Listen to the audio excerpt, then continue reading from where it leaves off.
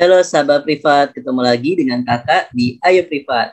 Nah, di video kali ini kakak akan membahas materi mengenai momen gaya. Materi kali ini akan kalian pelajari ketika kalian kelas 11 dan memasuki bab pertama mengenai dinamika rotasi dan keseimbangan benda tegar.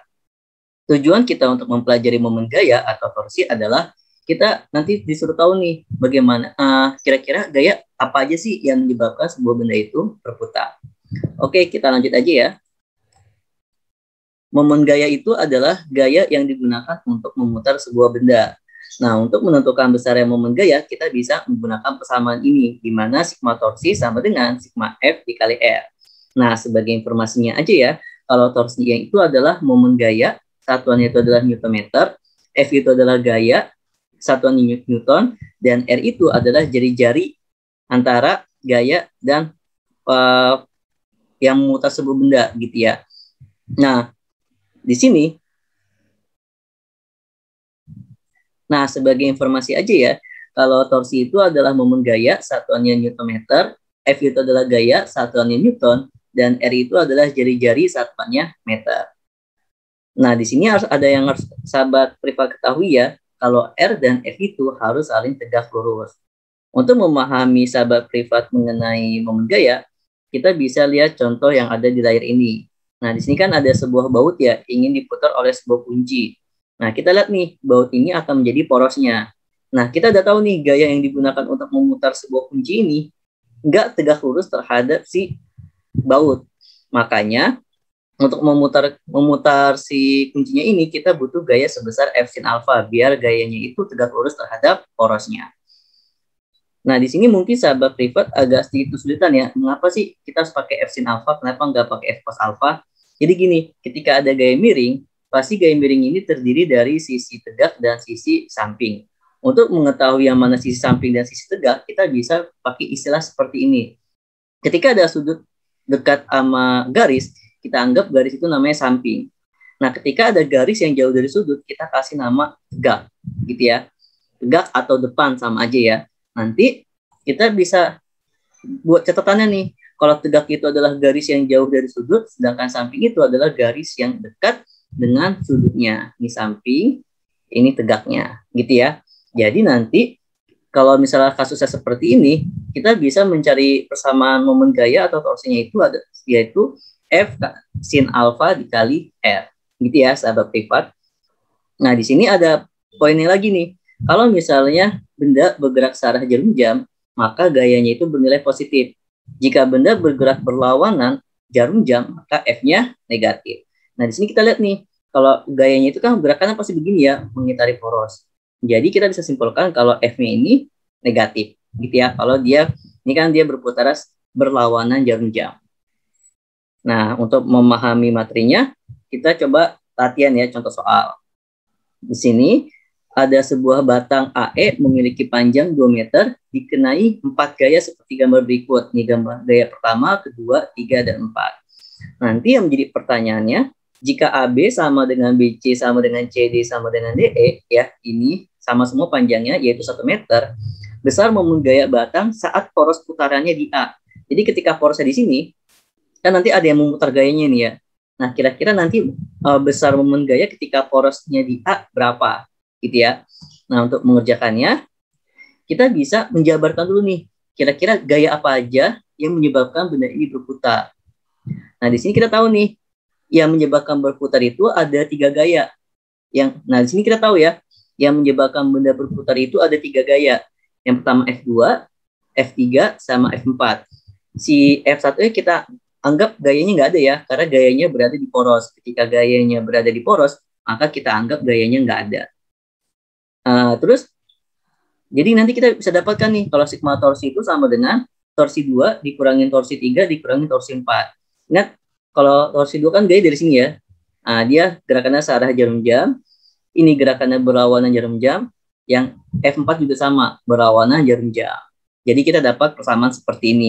Nah, nanti sahabat privat tinggal masukin aja nih persamaannya. Jadi seperti ini. Sigma torsi sama dengan F2 kali R2 dikurangin F3 sin 30 kali R3 dikurangin F4 kali R4. Gitu ya, sahabat privat. Nah, di sini sahabat privat bisa ngerti ya kenapa ini kita pakai sin 30. Ingat, di slide sebelumnya, kalau ini pasti kita pakainya F sin, gitu ya.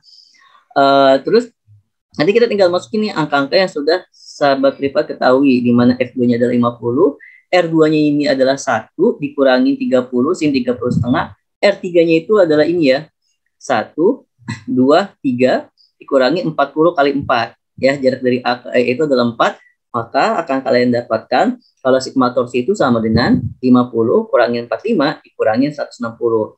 Berarti sigma torsinya sama dengan min 155 Newton meter.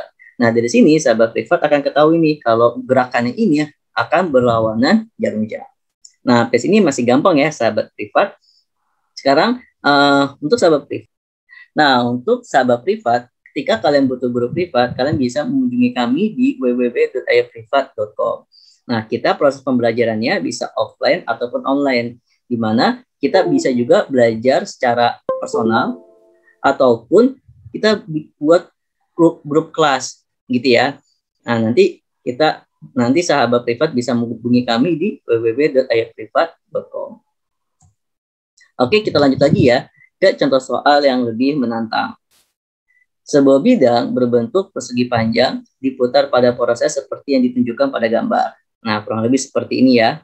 Nanti kira-kira berapa nih besar momen gaya benda tersebut ketika porosnya ada di titik P. Nah, di sini kan kita bisa lihat ya kalau benda ini pasti berputar. Berputarnya kenapa? Karena dipengaruhi oleh gaya. Kira-kira gaya apa aja nih yang menyebabkan benda itu berputar. Nah, dari sini kita harus tahu dulu nih. Kalau F1 ini kita nggak usah anggap ya. Karena F1 ini sejajar sama porosnya. Jadi tidak akan menyebabkan benda itu berputar.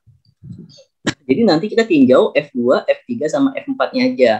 Nanti kurang lebih gaya ilustrasi gambarnya seperti ini ya. Ini F1 bisa kita abaikan. F2 ini kita cari jari-jari yang tegak lurus terhadap porosnya. Nah, kita pakai R2. Terus F3 kita cari jari-jari yang tegak lurus. Nah, ini nih tegak lurusnya nih, R3. Nah, khusus untuk F4, F4 itu kan miring ya. Terdiri dari F4X sama terdiri dari F4Y. Berarti ketika kita pakai F4X, kita pakainya R4X. Ketika kita cari gaya F4Y, kita pakai R4Y. Gitu ya, sahabat privat.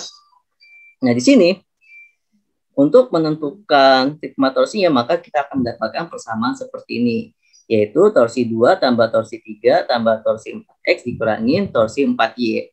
Nah, ingat ya, ini searah jarum jam, F3 searah jarum jam, F4Y-nya muter pasti begini, dan F4X-nya muternya begini, berlawan searah jarum jam. Nah, yang negatif itu adalah F4Y-nya. Nah, dari sini nanti kita tinggal jabarin nih. Sigma torsi sama dengan 20 kali 0,1 tambah 10 kali 0,2 ya. Nah, ini 0,2 ya, karena kan panjang total 40. Kita pakai sini 20 cm, diubah ke meter, tambah F4 kali cos 45 kali 0,1. Kita lihat ya, F4X, ini kan 20 cm, kita ambil setengahnya, 0,1 meter, dikurangi F4 sin 45 kali 0,2. Nah, mungkin sahabat privat bakal kesulitan dalam menentukan kenapa nih kita pakai cos 45, kenapa ini pakai sin 45. Nah, kita lihat nih sini nih, ini F4X ya. Ini sampai sini kan udah ngerti ya, kenapa dia tegak lurus. Nah, kita lihat nih, sudutnya ini dekat, garis ini dekat sama sudut. Kalau garis dekat sama sudut, kita anggap dia sebagai cos. Nah, ini F4Y-nya jauh dari sudut. Makanya F4Y-nya ini kita anggap sebagai, ini F4Y-nya ini kita anggap sebagai sin, karena garis ini jauh dari sudut. Maka kita pakai F4Y itu sama dengan F4 kali sin 45. Nanti sahabat privat tinggal input aja nih, ya. Jadi, tinggal dihitung ya, 20 kali 0,1 itu 2, tambah ini jadinya 2, tambah F4 kali cos 45 kali 0,1, nanti F4 itu adalah 40 akar 2, dikali setengah akar 2 kali 0,1, dikurangin 40 akar 2 kali setengah akar 2 kali 0,2. Ya, nanti akan sahabat privat dapatkan sigma torsinya itu sama dengan 4 tambah 4 dikurangi 8 sama dengan 0 ohm. Nah, dari sini kita dapat simpulkan nih kalau bendanya itu tidak berputar. Gitu ya sahabat privat. Nah, buat sahabat privat, ketika kalau kalian suka sama videonya, sahabat privat bisa subscribe video kami di Ayo Privat. Dan sahabat privat juga bisa nih mengunjungi, kalau punya pertanyaan, bisa mengunjungi Instagram kami di Ayo Kita Privat. Di sini kita belajar bareng-bareng, pintar bareng-bareng. Kenapa? Karena pintar itu enaknya bareng-bareng. Terima kasih.